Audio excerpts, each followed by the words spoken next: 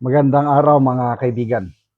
I-shout out ko muna ang aking mga kaibigang researchers, sina Eudora at Chris Torres. Salamat sa mga ipinapadala nyo sa akin na mga videos, post, and articles. Kaya nakakagawa ko ng maraming reaction vlog. Ito, isa sa pinadala nila, video posted by ABS-CBN News. Pahayag ni Senate President Alan Peter Cayetano tungkol sa maugong kudita sa Senado na mangyayari daw ngayon. Nakahanda na daw umupo si soon-to-be Senate President Sherwin Gatchalian. May mangyayari bang kudita? Pakinggan natin. Has been no change in leadership? Oo, yung 13, sa 13, walang unsihan. Oo, yung 13, sa 13, walang unsihan. Patay.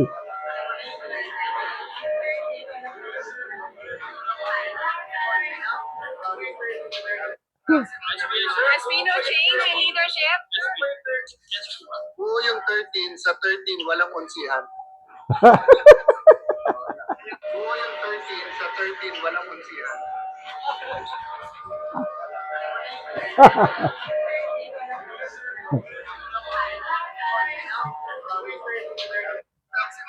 Has been no Ang galing sumagot, ano? Buo ang 13. Sa 13, walang onsihan. So, alis medyo change. Has been no change. nakahinga ako ng maluwag. Sa totoo lang, ninenervyos ako. Bakit pa ganito ang kwanang politika natin, nakakanervyos? Kasi hindi ko ma-imagine pag naagaw na naman nila ang liderato. Nako. Ang number one na masaya, pag naagaw ang liderato, yung mga mastermind sa flood control scandal. Grabe, no? Gaagawin ang lahat. Sana. Kasi parang papasok pa siya sa session hall yun. Hindi pa tayo makakumpiyansa, no? Hintayin natin, mag-session pa sila. So kung walang mangyari, edi salamat, Panginoon. Another week had passed. Kasi ganyan talaga, every Monday. Pag-start ng session, diyan mo malalaman kung may changes. Tingnan niyo ang media, yan na rin lang ang binabantayan. Buo pa rin ba? May leadership change ba? Buo. Kasi sa napakinggan kong interview ni Corina Sanchez ba yan? Hindi. Ni Karen Davila kay Senator Kiko Pangilinan. Malabo yung sagot ni Pangilinan. Sabi niya na baka abangan nyo, SB 13 na kami. Kaya lang yung mga succeeding paliwanag niya, nakita ko na sa body language. Wala pang mangyaring kudita. Nakakatawa nga yung si soon to be SP Gatchalian, nakakatuwa yung sagot niya na nakahanda ako na magiging presiding officer sa impeachment trial ni BP Sara. Nung wala pang nangyaring kudita, meron akong nabasang post, pahayag ni Senator Lacson. Sabi niya, they are planning to appoint an impeachment manager.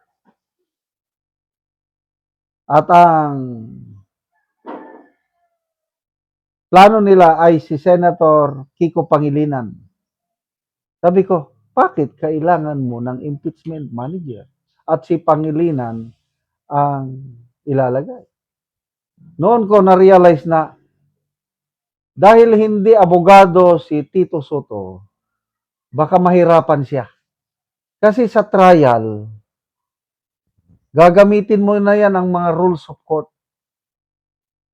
Hindi na lang, hindi na yung ordinary lang na yan na parliamentary procedure. Mahirapan lang isang presiding officer sa isang impeachment trial na hindi mo kabisado ang rules of court. Kaya ko na-realize na kulang alanganin si Den SP Soto na mag-preside dahil alam niya mahirapan siya. Kaya yun ang diskarte nila, impeachment manager, Pangilinan.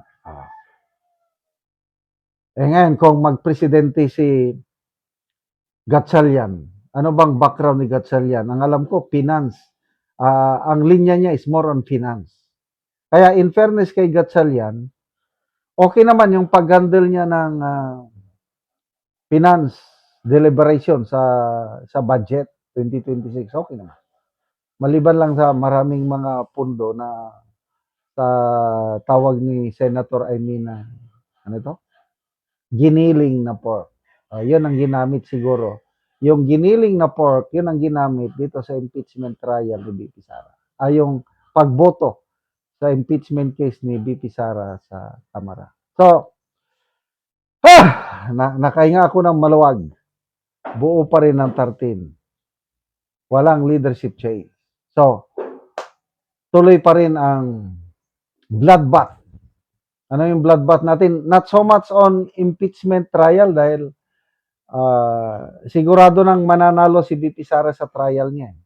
Ang bloodbath niya yon is yung flood control investigation. Kailan ba simulan? Kailan ba magpatawag si Senator Pia ng hearing para humarap na yung Brave 18 Marines? Yun ang pinaka-aabangan ng lahat. Excited na ba kayo? Salamat mga kaibigan sa inyong pagsubaybay sa channel na ito. Nakakatulong kayo ng malaki sa tribong Talandig ng Bukidnon dahil ang sweldo natin sa channel na ito is pantulong sa tribo. Namimigay tayo ng libreng yero at pako para makapagpatayo naman sila ng mas maayos na tirahan. Panoorin nyo ang video nito. Sa gipatindog sa balay sa natabangan na mugyero. So mo na ni ang iyang gipatindog nga balay nga pag-atopan karon. So mo na pud ni ang yero nga among gihatag nga ilang iatop karon.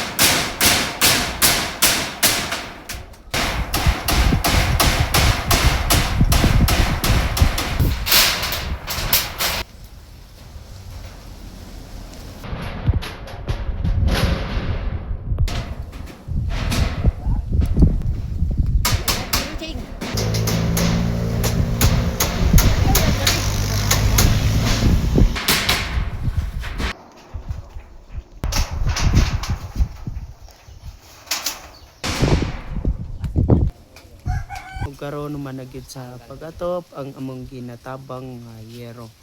Og makita gyud nato nga nindot na gyud nga tan-awon kay nahuman na. Ano? Salamat kayo sa Ginoo nga ang nagtabang sa sin sa balay sa akong mama, ang nagpatindog na gyud kay tigulang naman gud akong mama, so ako na gyud nagpatindog sa iyang balay. So salamat gid kayo nga matapan na gyud ang balay ng mama. So walay na akong pasalamatan sa ang Ginoo nga dapat akong pasalamat kay yatag ra gyud niya sa kadaghayan nga panang iyang gipagandoy nga makatugod sa iyang balay. Karon natapan na gyud. Kamay na lang gyud ang kulang ani, dingding na gyud ang kulang ani. Ang paring kamutan ninaw untang maluy-an mi hatagan mi grasya kay para pa man iyang balay kag mama. Salamat sad nga kini isang iyan nga balay, pero dako kong pasalamat yapon nga isuporta ang Ginoo ni. Og salamat sa ligan ani sa Ginoo nga yang tutok sa iyang tungkay tabang sa sin Mm. nga inaton ta nga atagan sa sila og maayong nga panglawas. So salamat kayo.